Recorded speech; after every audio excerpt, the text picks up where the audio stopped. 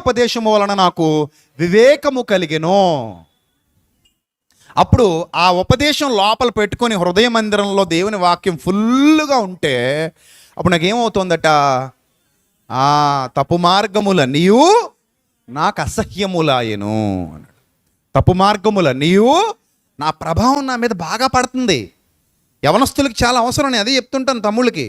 ఆ ప్రభావం బాగా పడింది అనుకో, నిన్ను డిస్ట్రాక్ట్ చేయలేదు అపవాది.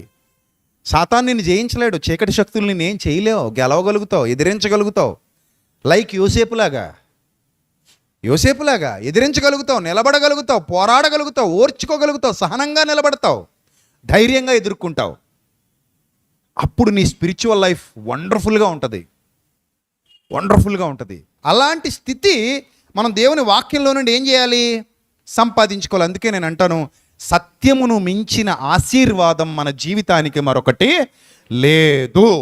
ఎప్పుడు నా హృదయం దేవునికి అనుకూలమైన మందిరంగా మారిందో దేవుడు నాలో నివసిస్తాడు. దేవుడు ఎప్పుడైతే నాలో నివసిస్తూ ఉంటాడో నాకు కావలసినవన్నీ నా చుట్టూతా వైఫై నెట్వర్క్ లాగా ఉంటాయి. ఏది రావాలో అదే వస్తుంది. నేను దాని వెంట పరిగెత్తి బాధపడక్కర్లా. నీకు అక్కరగానున్నవేవో ఆయనకు తెలుసు. He knows everything about me and you.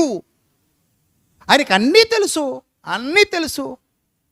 ఆయనకు తెలియనిదంటూ ఏది లేదు. నేను ఏమి లోపలేమైనాకి చోటు ఇవ్వకుండా బయట ఏదో బాగుపడాలనుకుంటే అస్సలు ఏమైనా అర్థం ఉందా?